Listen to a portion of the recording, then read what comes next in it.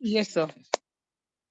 Start कर। Minors position in partnership, section 30 है, ध्यान रखना। The relation of partnership arises from a contract.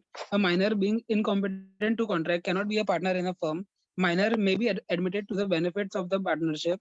देखो A person who is minor. देखो इसको ऐसे लिखना, मैं हमेशा आपको बोल रहा हूँ इसको ऐसे लिखना कि partnership is a result of a contract between the persons who are making it and minor is incompetent to make a contract.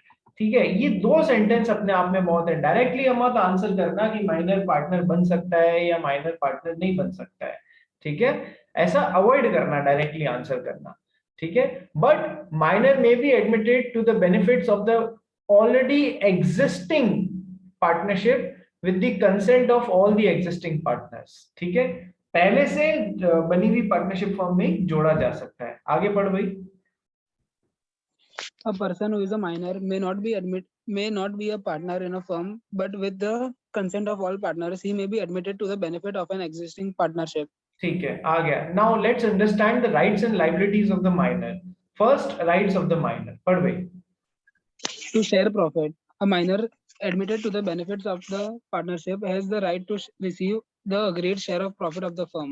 देखो अपन तो माइनर को ऐड ही करते हैं, किस लिए? Only for profits. Only for profits का माइनर के case में मैंने आपको मतलब बता दिया था कि माइनर के केस में ओनली फॉर प्रॉफिट्स का मतलब है कि ज्यादा से ज्यादा आप उसको लॉस कितना दे सकते हो कि सर उसकी जो पार्टनरशिप फर्म में प्रॉपर्टी प्लस प्रॉफिट्स में हिस्सेदारी है, प्रॉपर्टी प्लस प्रॉफिट्स में जो हिस्सेदारी है, ज्यादा से ज्यादा आप उसको उतना दे सकते हो लॉस। ठीक है, इससे ज्यादा नेगेटिव में जाकर माइनर को रेस्पॉन्सिबल नहीं बनाया जा सकता है। ना तो माइनर का ये वाला हिस्सा रेस्पॉन्सिबल होगा, मतलब माइनर की प्रॉपर्टी और प्रॉफिट्स मिला के यदि 1 लाख रुपए का एक स्कोर बनता है, 1 लाख रुपए का उसका हिस्सा बनता है, तो सर आप उसे 1,10,000 रुपए तक के लॉसेस नहीं थमा सकते हो। मैक्सिमम लॉस जो उसके हिस्से आएगा वो इतना होएगा। Number one. Number two, sir बाकी के पार्टनर्स जो रहते हैं वो तो पर्सनली रिस्पॉन्सिबल होते हैं और अनलिमिटेड लाइबिलिटी होती है, यानी कि पार्टनरशिप फर्म अपनी हिस्सेदारी नहीं, अपनी देनदारियां नहीं चुका पा रही है, तो इन पार्टनर्स के घर की प्रॉपर्टी भी बेच के और पार्टनरशिप फर्म की देनदारियां चुकाई जाएंगी। और यदि वो भी पूरी नहीं पड़ रही है तो इन रेगुलर मेजर पार्टनर्स को पर्सनली रेस्पॉन्सिबल बनाया जा सकता है। पर्सनली रेस्पॉन्सिबल बनाया जा सकता है कि प्रॉपर्टी भी खत्म तो भी तू पर्सनली इस पैसे को चुकाने के लिए रेस्पॉन्सिबल होगा। ठीक है सर, लेकिन माइनर के केस में न तो माइनर की पर्सनल एसेट्स या एस्टेट्स कभी भी रेस्पॉन्सिबल बनाई जा सकती हैं, और माइनर की तो खैर पर्सनल रेस्पॉन्सिबिलिटी वैसे भी नहीं हो सकती है। तो माइनर के लिए अनलिमिटेड लायबिलिटी कभी नहीं होगी इन अ पार्टनरशिप फॉर्म, हमेशा लिमिटेड लायबिलिटी होगी, limited to this extent. Very simple. आगे बढ़िए। तो माइनर का पहला राइट होता है right to share the profits, agreed share of profits. ये उसका राइट है कि वो अपना जितना एग्रीमेंट हुआ है उतना प्रॉफिट मतलब उतना प्रॉफिट उसको मिलना चाहिए। Second, To inspect books, minor may have access to and inspect and copy any of the accounts of the firm. देखो to inspect the books, sir कौन सी बुक्स? कोई भी बुक्स नहीं, only the books of accounts of the firm.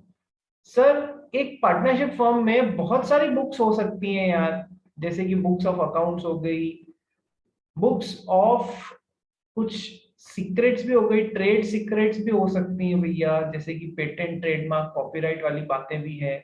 ठीक है, जो कि बाहर नहीं आनी चाहिए। तो माइनर को एक्सेस का राइट है to access plus copy the books of accounts of the firm.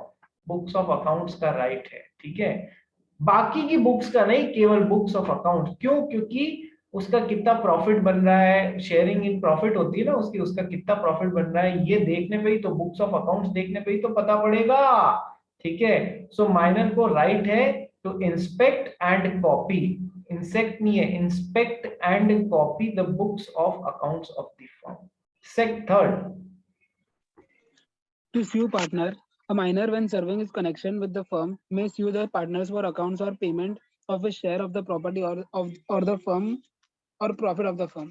देखो ये बहुत इंपॉर्टेंट बात है, अभी अपन ने ऊपर पढ़ा माइनर को क्या राइट है, to inspect the books of to inspect and copy the books of accounts of the firm.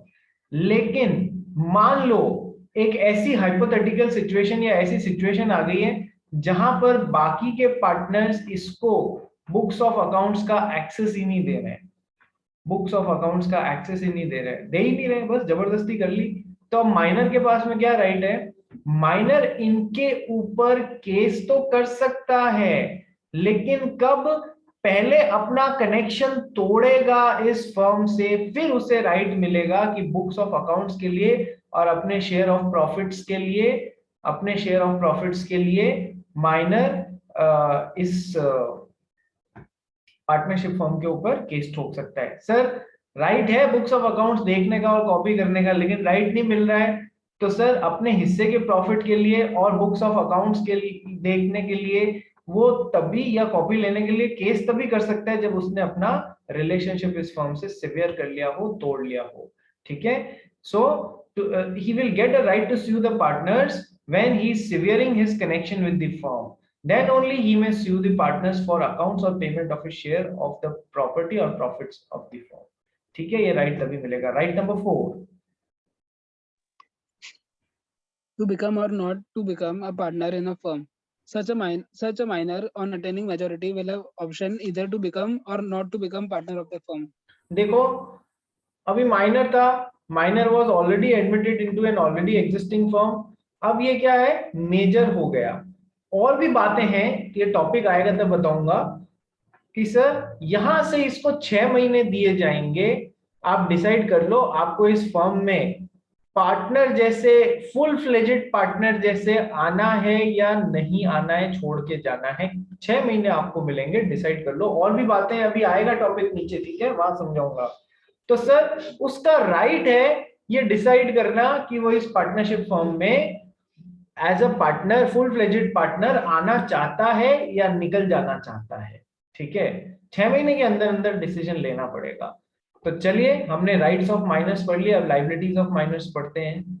आइए, first Minor's share is liable. The liability of minor is limited to the extent of his share in the property or profits of the firm. Minor not personally liable, so limited liability. ये अभी मैंने समझाया था ना, minor की, minor is inducted only for profits. तो sir only for profits का मतलब केवल लॉसेस कितने दिए जा सकते हैं कि सर लिमिटेड उतने एक्सटेंट तक जितना उसका शेयर है इन प्रॉपर्टी और प्रॉफिट्स ऑफ द फर्म, उस हद तक उसके लॉसेस लिमिटेड रहेंगे। तभी तो अपन बोलते हैं ओनली फॉर प्रॉफिट है। ठीक है, माइनर कभी भी पर्सनली लायबल नहीं हो सकता, और माइनर की प्रॉपर्टी और प्रॉफिट्स भी जो फर्म में है वही लायबल होगी, उसकी पर्सनल प्रॉपर्टी कभी भी लायबल नहीं होगी। इसलिए बोलते हैं कि पार्टनरशिप फर्म में माइनर को डाला गया है ओनली फॉर प्रॉफिट्स, तो उसकी लिमिटेड लायबिलिटी है, बाकी सारे मेजर पार्टनर्स की unlimited liability. So minor share is liable, लेकिन कितने एक्सटेंट तक, और माइनर खुद कितने एक्सटेंट तक लायबल होगा वो बता दिया। Second point, Liability is the case of insolvency. Such minor will not be liable even in case of insolvency of the firm. देखो जनरली इंसॉल्वेंसी क्या, पूरी फर्म ही इंसॉल्वेंट हो गई, तो सर ठीक है, फर्म पैसा नहीं चुका पा रही है, इनकी पर्सनल एसेट्स बेची जाएगी और ये पर्सनली लायबल हो जाएंगे पैसा चुकाने को बाकी के पार्टनर। लेकिन माइनर है, माइनर इंसॉल्वेंसी के केस में भी कभी पर्सनली लायबल नहीं होगा, और इसकी पर्सनल प्रॉपर्टी तो वैसे भी कभी लायबल नहीं होती है। So minor will not be liable even in case of insolvency of the firm, minor की कोई लायबिलिटी नहीं होगी। Third point, third liability of minor, Minor has no personal liability for the debts of the firm incurred during the minority. incurred during his minority, जब तक कि वो minor था इस फर्म में, और इस फर्म ने उस दौरान जो जो डेट्स लिए हैं उसके लिए माइनर की कोई पर्सनल रिस्पॉन्सिबिलिटी नहीं है। बाकी मेजर आदमी की होती है, मेजर आदमी की, मेजर पार्टनर की होती है। वही सेकंड और थर्ड करीब करीब सेम जैसा ही हो गया है। ठीक है, चलिए, तो ये हमने कर लिए rights of minor and liabilities of the minor. अब आता है important topic, position of minor on attaining majority. Position of minor on attaining majority. ठीक है, अब देखो बहुत ध्यान से समझना मैं तुमको जो समझा रहा हूं। माइनर की पोजीशन ऑन अटेनिंग मेजॉरिटी, ये एक पार्टनरशिप फर्म है, 3 मेजर पार्टनर्स हैं, एक माइनर बंदे को एडमिट किया गया ओनली फॉर प्रॉफिट्स। ठीक है, अब ये जब इसको इंडक्ट किया गया ये 16 साल का था। ठीक है, अब ये 18 साल का हो गया, सर मेजर बन गया, तो अब ही हैज अटेन्ड मेजॉरिटी। ठीक है, ये तो हो गई पहली सिचुएशन। दूसरी सिचुएशन, सर कई बार क्या होता है कि ये जो है ना, ये फैमिली के ही मेंबर्स हैं, नंबर 1, नंबर 2, नंबर 3, ये फैमिली के मेंबर्स हैं। इन्होंने एक माइनर को अपनी फैमिली मेंबर को ही, माइनर जो फैमिली मेंबर था उसको इंडक्ट कर लिया only for profits into an already existing partnership form, only for profits induct कर लिया। ठीक है सर, लेकिन इस माइनर को पता ही नहीं पड़ा, कि नॉलेज ही नहीं थी कि मुझे इन्होंने ओनली फॉर प्रॉफिट्स इस पार्टनरशिप फॉर्म में इंडक्ट कर लिया है। नॉलेज थी नहीं इस माइनर को कि ये मेरे साथ में ऐसा कर लिया। तो दूसरी सिचुएशन क्या है, माइनर को जब नॉलेज आती है तब से, यानी कि 18 साल और 5 महीने में नॉलेज आई है, तो यहां से 6 महीने का टाइम मिलेगा, या फिर यहां से 6 महीने का टाइम मिलेगा, जो भी पहले हो उससे 6 महीने का टाइम मिलेगा। फॉर एग्जाम्पल वापस समझो, यदि माइनर को ध्यान है कि मैं इस पार्टनरशिप फर्म में ओनली फॉर प्रॉफिट्स इंडक्ट किया हुआ हूं, तो जैसे ही 18 साल का हुआ, यहां जैसे ही 18 साल का हुआ और माइनर को नॉलेज है, ठीक है, तो फिर 18 साल से लगते ही 6 महीने का पीरियड स्टार्ट हो जाएगा। और यदि माइनर को नॉलेज लेट मिल रही है, माइनर को नॉलेज लेट मिल रही है, माइनर को नॉलेज लेट मिल रही है, यानी कि 18.5 साल में मिल रही है, तो यहां से 6 महीने मिलेंगे। तो अपन इसको क्या कह सकते हैं कि अच्छा ऐसा भी हो सकता है ना कि माइनर को नॉलेज जब ये 16 साल का था, जब अंदर घुसाया गया था, तब भी मालूम था, तब भी मालूम पड़ गया कि हाँ, कि मुझे इस पार्टनरशिप फॉर्म में ओनली फॉर प्रॉफिट्स घुसाया गया है। तो नॉलेज पहले भी हो सकती है, इस समय भी हो सकती है, इसके बाद में भी हो सकती है। मेजॉरिटी अटेन करने के पहले भी हो सकती है, मेजॉरिटी अटेन करने के समय भी इसको ध्यान हो सकता है, या फिर मेजॉरिटी अटेन करने के बाद में भी ध्यान हो सकता है। तो अपने को जो अपन ने बोला ना अभी कि माइनर को 6 महीना मिलेगा जब वो मेजर हो जाएगा, या फिर जब वो मेजर हो जाएगा, या फिर जब उसको नॉलेज हो जाएगी कि मैं इस पार्टनरशिप फॉर्म में ऑलरेडी इंडक्टेड था ओनली फॉर प्रॉफिट्स। इसमें से जो भी लेट है, इसमें से जो भी लेट है, यदि नॉलेज 16 साल की उम्र में ही हो गई, यदि नॉलेज 16 साल की उम्र में ही हो गई, तो लेट क्या होगा, जब वो मेजर होएगा 18 साल, यहां से 6 महीने मिलेगा।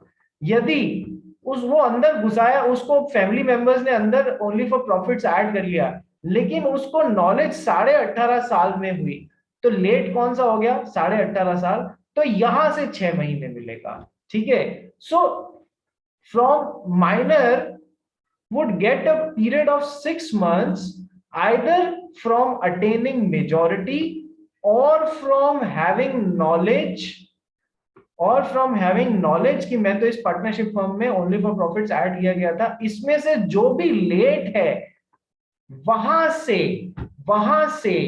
6 महीने का पीरियड मिलेगा। अब मान लो नॉलेज 16 साल में हो गई थी, तो लेट क्या होएगा, 18 साल।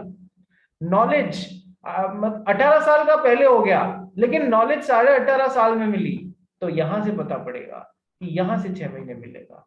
क्या तुमको ये कंसेप्ट समझ में आया कि 6 महीने का पीरियड, दोनों में से जो भी लेट हो उधर से 6 महीने का पीरियड मिलेगा, ये डिसाइड करने को कि मुझे इस पार्टनरशिप फॉर्म में as a full fledged partner घुसना है या यहां से भाग जाना है, निकल जाना है। ये 6 महीने मिलेंगे, इन दोनों में से जो भी लेट हो उससे 6 महीने मिलेंगे, ये डिसाइड करने वास्ते कि मुझे इस पार्टनरशिप फॉर्म में फुल फ्लेजेड पार्टनर जैसे बने रहना है या फिर भाग जाना है। क्या तुमको ये 6 महीने वाला कंसेप्ट समझ में आया? बोलो सभी जने। Yes, sir. Everyone needs to understand, exam में इसमें से Yes, sir. क्वेश्चन बनता है। ठीक है जी। तो चलिए position of minor on attaining majority पढ़ना चालू करते हैं। देखो यहां तक तो मैंने आपको पढ़ा दिया। विद इन निकुंज ये पढ़ दो।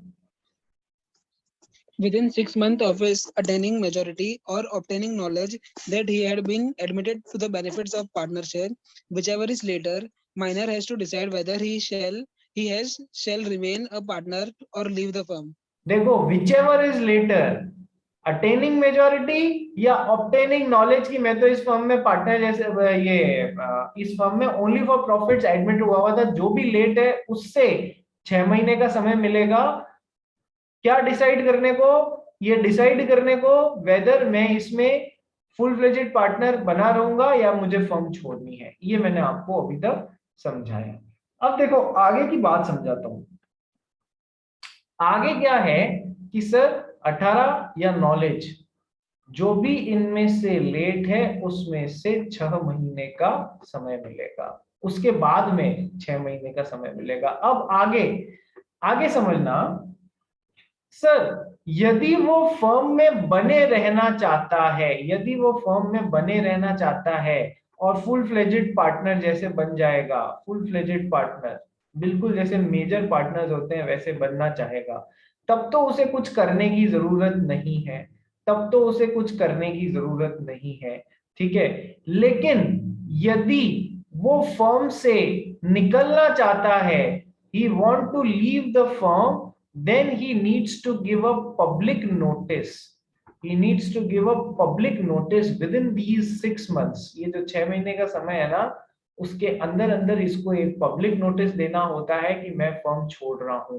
क्या ये बात समझ में आई आपको? बोलो हाँ या ना। एक्चुअल में देखो पब्लिक नोटिस की रिक्वायरमेंट दोनों टाइम रखी गई है। बहुत ध्यान से समझना जो समझा रहा हूं। पब्लिक नोटिस की रिक्वायरमेंट दोनों टाइम रखी गई है, चाहे वो फर्म में बने रहना चाहता है, चाहे वो फर्म को लीव करना चाहता है, वो जो भी डिसीजन ले रहा है उस बारे में उसको पब्लिक नोटिस देना है। लेकिन यदि उसने पब्लिक नोटिस नहीं दिया 6 महीने के अंदर अंदर, तो हम बाय डिफॉल्ट ये डीम कर लेंगे, ये मान लेंगे कि वो फर्म में बने रहना चाहता है, उसने ये डिसाइड किया है। क्या तुमको ये पूरा सर्कल समझ में आया? पब्लिक नोटिस लॉ ये बोलता है दोनों टाइम देना है, जैसा भी उसका डिसीजन हो। यदि वो फर्म में बने रहना चाहता है तो भी उसे पब्लिक नोटिस देना है, और यदि वो फर्म को छोड़ना चाहता है तो भी उसे पब्लिक नोटिस देना है। ठीक है। लेकिन यदि वो पब्लिक नोटिस नहीं देता है 6 महीने के अंदर, तो क्या हम ये मान लेंगे वो फर्म में बने रहना, हम ये मान लेंगे, डीम कर लेंगे कि उसने फर्म में बने रहना डिसाइड किया है।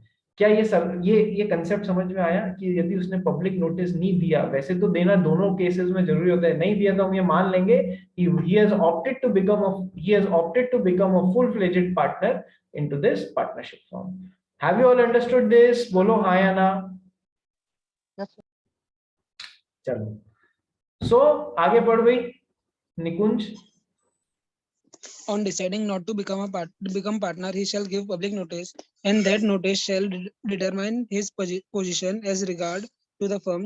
If he fails to give such notice, he shall become partner in the firm on the expiry of said 6 months. In the expiry of said 6 months, ये डीम कर लिया जाएगा, ये मान लिया जाएगा कि इसने चुना है। तो मैंने जो समझाया ना वो बहुत ध्यान से समझना। पब्लिक नोटिस लॉ तो बोलता है दोनों टाइम दो, अंदर बने रहना डिसाइड नक्की कर रहा है तो भी दे, बाहर जा रहा है तो भी दे। लेकिन यदि ये पब्लिक नोटिस नहीं देता है तो हम ये डीम कर लेंगे कि ये फर्म में बने रहना चाहता है। On the expiry of 6 months, उस 6 महीने में नहीं आया पब्लिक नोटिस तो हम ये मान लेंगे कि ये फर्म में बने रहता है। इसलिए प्रैक्टिस क्या हो गई है कि यदि फर्म में बने रहना है तो पब्लिक नोटिस मत दो। फालतू खर्चा काहे को करें, पब्लिक नोटिस देने का अखबारों में खर्चा होता है ना। ठीक है। तो इसलिए प्रैक्टिस ऐसी हो गई है कि बने रहना है तो कोई पब्लिक नोटिस मत दो, ऑटोमेटिकली डीम कर लोगे तुम। चलो ठीक है। नेक्स्ट, अब when he elects to become a partner, ये बहुत इंपॉर्टेंट है।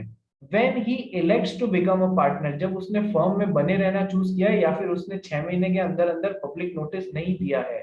ठीक है, 6 महीने कहां से कि सर या तो 18 साल के होने से या फिर जब नॉलेज आए कि मैं तो इसमें एडमिटेड था, उससे दोनों में से जो भी लेट है उसके 6 महीने के अंदर अंदर पब्लिक नोटिस का काम होना चाहिए।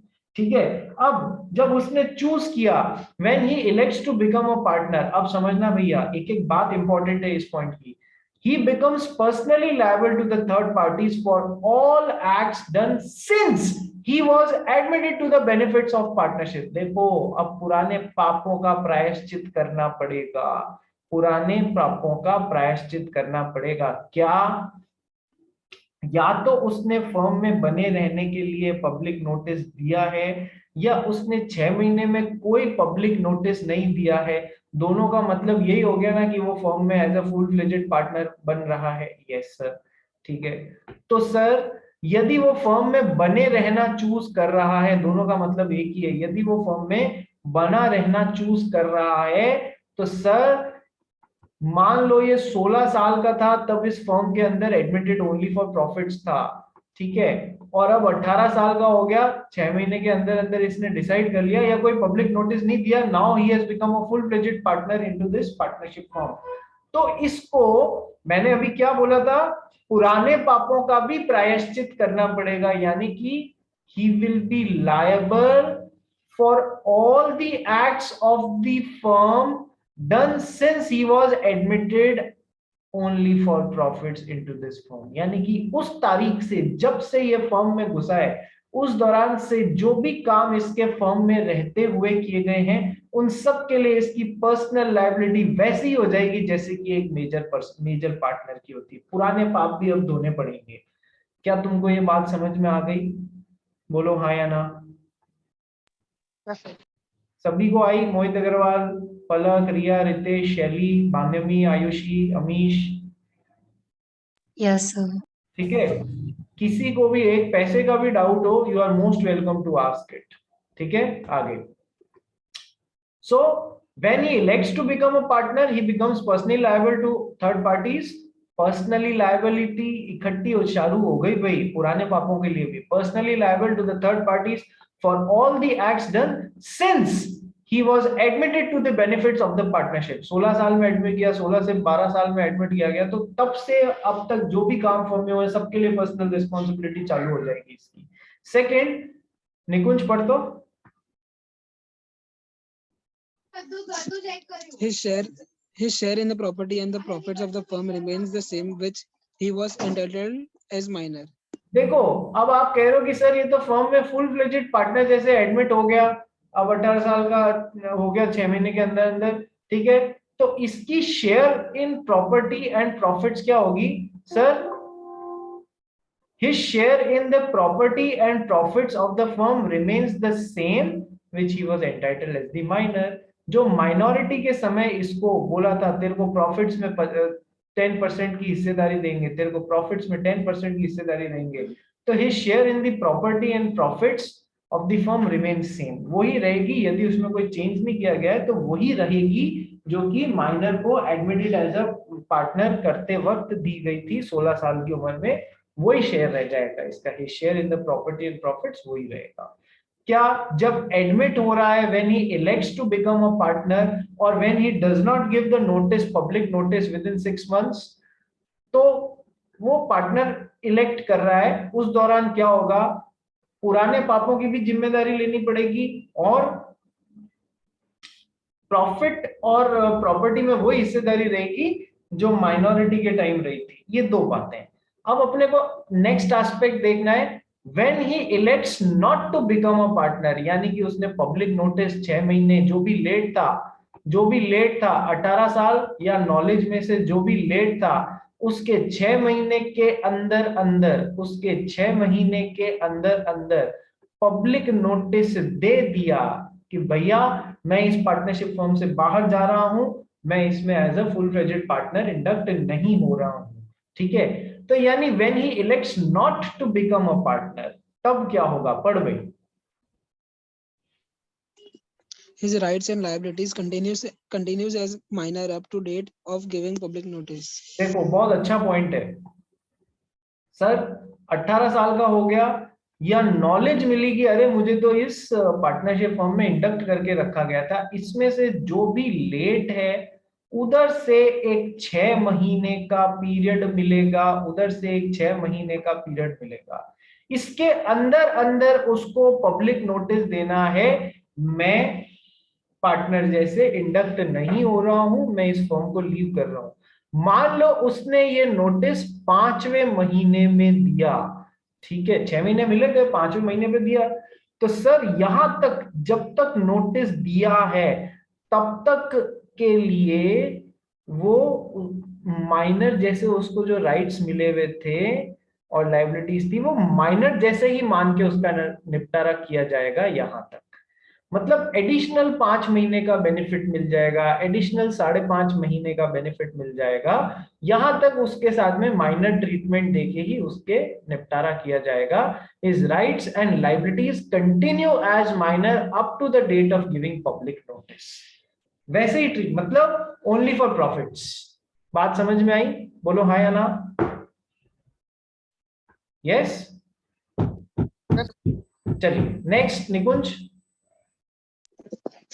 His share shall not be liable for any acts of the firm done after the day of notice. After the date of notice, देखो पब्लिक नोटिस दे दिया ना जिस दिन, उसके बाद में फर्म ने जो भी काम किया है, इस डेट के बाद में फर्म ने जो भी अपनी फर्म के लिए काम किया है उसके लिए इसका हिस्सा, माइनर का जो हिस्सा है प्रॉपर्टी और प्रॉफिट्स में, वो रेस्पॉन्सिबल नहीं रहेंगे। इस डेट तक इसके हिस्सा रेस्पॉन्सिबल रहेगा माइनर का, प्रॉपर्टी और प्रॉफिट्स में जो माइनर का हिस्सा है इस पार्टनरशिप फर्म में वो रेस्पॉन्सिबल रहेगा जब तक कि पब्लिक नोटिस नहीं दे दिया। इधर तक कोई ऐसा काम आ गया जो मतलब जिसमें माइनर की प्रॉपर्टी और प्रॉफिट्स भी लग रही है तो फिर वो लग जाएगी, लेकिन इस डेट के बाद में पार्टनरशिप फर्म के द्वारा किए गए कामों के लिए माइनर की प्रॉफिट्स और प्रॉपर्टी जिम्मेदार नहीं रहेंगी। ठीक है, very simple. Next. Such minor shall give notice to the registrar that he has or has not become the partner. देखो पार्टनरशिप फर्म जो होती है ना उसको रजिस्टर कराना कंपलसरी नहीं होता है। पार्टनरशिप फर्म को रजिस्टर कराना कभी भी कंपलसरी नहीं होता है, ऑप्शनल होता है। चाहे तो कराओ चाहे तो मत कराओ, लेकिन यदि तुम्हारी पार्टनरशिप फर्म रजिस्टर्ड है तो रजिस्ट्रार ऑफ फर्म्स के पास में भी आपको एक नोटिस भेजना होगा। रजिस्ट्रार ऑफ फर्म्स के पास में भी आपको एक नोटिस भेजना रहेगा। कब? When he elects not to become a partner, तब नोटिस भेजना रहेगा, भाई साहब रजिस्ट्रार साहब मैं इस फर्म में फुल फ्लेजेड पार्टनर जैसे इंडक्ट नहीं हो रहा हूं, मैं तो जा रहा हूं। यानी पब्लिक नोटिस प्लस यदि फर्म रजिस्टर्ड है तो रजिस्ट्रार को भी एक नोटिस सेपरेटली भेजना होगा, मैं इस फर्म में नहीं बने रह रहा हूं, बात खत्म। उसको भी सेपरेटली इन्फॉर्म करना होगा if your firm is registered. ठीक है जी, चलिए। So such minor shall give notice to the registrar that he has or has not become partner, कि मैं बन रहा हूं या मैं नहीं बन रहा हूं, जो भी डिसीजन ले रहा है उसका डिसीजन यदि फर्म रजिस्टर्ड है तो रजिस्ट्रार को सेपरेटली इंफॉर्मेशन जानी चाहिए। ये हो गया position of a minor on attaining majority. तो सर आइए अब एक बार समराइज्ड फॉर्म में पुनः वापस पढ़ते हैं rights and liabilities of a minors. बहुत समराइज्ड फॉर्म में rights and liabilities.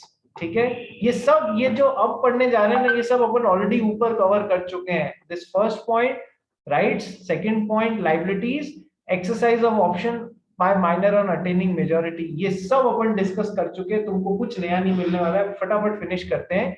Share rights of minor in a firm, जब वो माइनर होता है तो उसके राइट्स क्या होते हैं? Share of profits and property.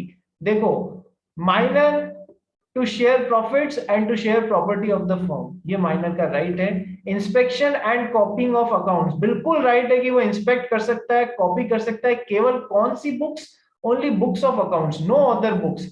he cannot inspect books other than account books, ठीक है, that may contain confidential information restricted to partners, केवल बुक्स ऑफ अकाउंट्स की इसको इंस्पेक्शन और कॉपी करने का राइट मिलेगा, ठीक है। he has a right to have access to the accounts and to inspect and copy any of the firm's accounts but not any other books. Filing of suit, sir suit तो file तभी कर सकता है जब वो अपना connection तोड़ रहा हो फर्म के साथ में।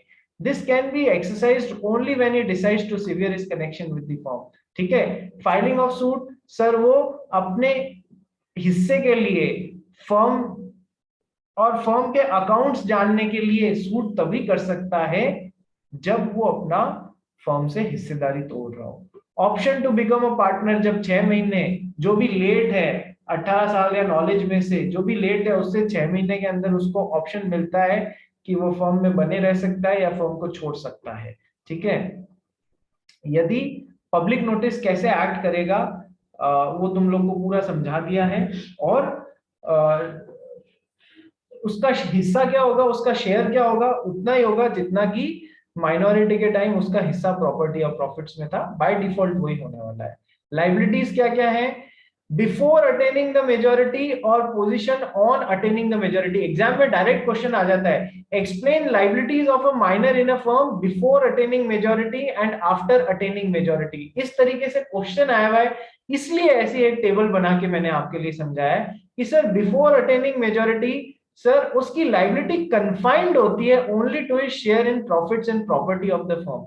वो कभी भी पर्सनली लायबल नहीं होता है, न ही उसकी प्राइवेट एस्टेट लायबल होती है, केवल उसकी लिमिटेड लायबिलिटी होती है इस हद तक, ठीक है।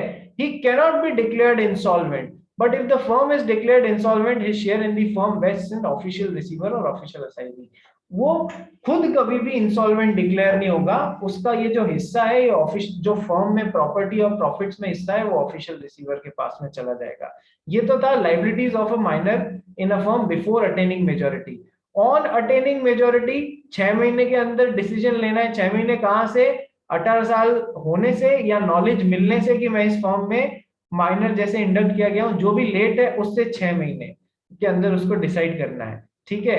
वो फर्म में बने रहना चाहता है चाहे नहीं बने रहना चाहता है, उसको एक पब्लिक नोटिस देना चाहिए। यदि उसने कोई पब्लिक नोटिस नहीं दिया है तो हम ये मान लेंगे कि उसने डीम्ड पार्टनर होना चुना है। Where he fails to give public notice he on expiry of such period he will be taken as full fledged partner, ये मान लिया जाएगा। और पब्लिक नोटिस देना जरूरी, यदि बाहर निकलना है तो फिर इसका मतलब ये हुआ कि पब्लिक नोटिस तो देना चाहिए। नोटिस दोनों ही सिचुएशन में जाएगा, नहीं दिया तो आप डीम्ड पार्टनर मान लिए जाओगे, ठीक है। ये हो गया पोजीशन ऑन अटेनिंग मेजॉरिटी। एक पॉइंट और है कि सर 6 महीने के अंदर जहां तक भी आप पब्लिक नोटिस दे रहे हो ना वहां तक आपको फर्दर माइनर जैसे ही ट्रीटमेंट मिलेगा, ये पॉइंट और है, ठीक है। अब next point, exercise of option by minor on attaining majority. जहां पर he elects to become a partner, sir minor कब पार्टनर जैसे मान लिया जाएगा, जब either he has failed to give public notice, ठीक है, या फिर उसने पब्लिक नोटिस में लिखा है कि मैं तो पार्टनर बनने जा रहा हूं, ठीक है। So exercise of option by minor on attaining majority, he elects to become a partner, ठीक है, बाय हिज ओन वायलेशन, अपनी इच्छा से, या फिर failure to give public notice, दोनों में से किसी भी कारण से वो यदि पार्टनर बनना चाह रहा है तो he becomes personally liable to third parties for all acts of the firm done since he was admitted to the benefits of the firm। पुराने पाप भी धोने पड़ेंगे जब से आप पार्टनरशिप फर्म में घुसे थे, ठीक है, और फर्म में आपका हिस्सा वही रहेगा जो पहले था। यदि आप पार्टनर नहीं बनने का सोच रहे हो, देखो टाइम बीच में खत्म हो जाता है तो सेम लिंक पे रिज्वाइन करना। यदि आप पार्टनर बनने का नहीं सोच रहे हो, ठीक है, तो फिर आपको पब्लिक नोटिस देना पड़ेगा, ठीक है। एक बार रिज्वाइन कर लो फिर समझाता हूँ ये।